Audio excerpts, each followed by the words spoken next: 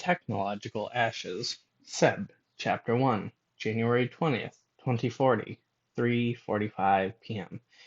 The traffic was relentless, and it seemed a bit early. It wasn't even 4 p.m. yet.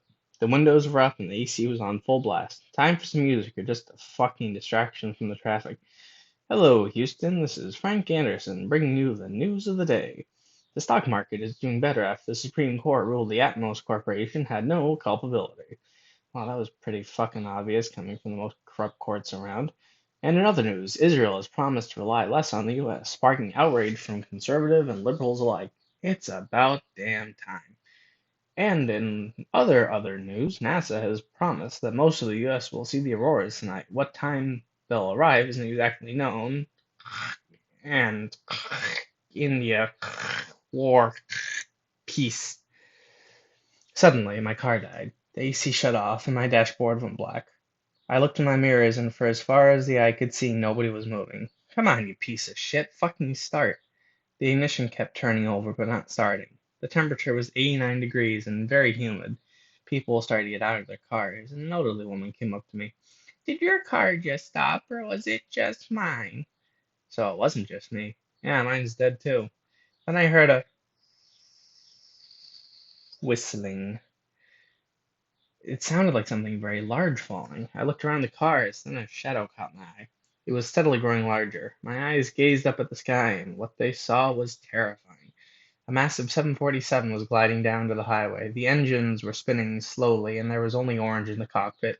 Move, lady, now! She didn't hear me, and I wasn't going to risk my life to attempt to save her, so I ran. And as I ran through the cars, I occasionally looked in the mirrors to see the trajectory of the plane. It was going right to where the old lady was. She looked up and started to scream and run, but she fell and got trampled by the crowds. My legs hurt from the exertion, and I saw a bridge with an open metal door. The door was built into the side of the bridge. I ran harder as the whistle was getting louder. My long blonde ponytail was whipping in the frantic hustle. My green eyes were stinging from the heat and sweat. Then I reached the door, and the ground started to rumble. Creak! The door was heavy and didn't want to budge, but I forced it. Boop! Boom!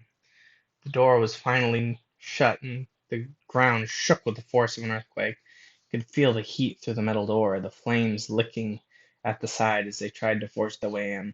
Eventually, after a minute or two, the flames receded, and I used a large metal pipe to push open the door.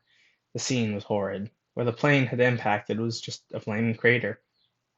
Cars that weren't evaporated or blown up were flaming infernos. Some had people around or inside them writhing around on fire, screaming bloody murder. I continued to look around, and the ground was littered with shrapnel and warped pieces of metal. The pavement had pieces sticking out of it, still burning. Men and women were running around on fire. Some were dead on the ground, their corpses still burning. Others were bleeding, their bodies burned or punctured. I vomited. I was an ER doctor and worked in the trauma department, but this was something else entirely. Help! I heard screams, but it wasn't safe or feasible to help those in need. Go to hell for not doing anything to help. My hands, only now did I notice, were shaking violently. I pulled out my vape and tried to hit it, but it too was dead. I threw it to the ground in frustration. I then fumbled around my pockets to find my pack of cloves, cigarettes, or Lucky Reds. They were found, and I used my trusty silver Zippo to light up. I walked up the hill to get a better view of the crash, and as nicotine helped to somewhat calm my frazzled nerves, I noticed a stillness and unnerving quiet. I got to the top of the hill and walked in between a labyrinth of unmoved cars. The smoke was rising from the crash, but not only that, it was rising from all over the city. The air now had an unexpected haze to it and subtly smelled like nothing but fire and smoke, but every second the smell grew subtly stronger. I then took out my cell phone, and it too was dead. Fuck! People were running around everywhere. I started to walk home, and the heat mixed with the smell of the fire was a noxious combination. It was getting so bad that I had to quickly finish my cigarette. The normal sounds of the world were replaced with bird song. Then, as I was walking back towards my house, another explosion occurred. This time, the air took on a sour metallic smell and taste. It reeked of chemicals, and as I crested a hill, the sight that befell my eyes was horrid. The chemical plant that helped to refine oil had erupted, and whole streets and homes were engulfed in burning chemicals. I took out a mask I carried in my shirt pocket and put it on. As I walked home, the sounds of people in agony was all I could hear. As I walked past people, they were in their cars trying the ignition again or trying to restart their phones.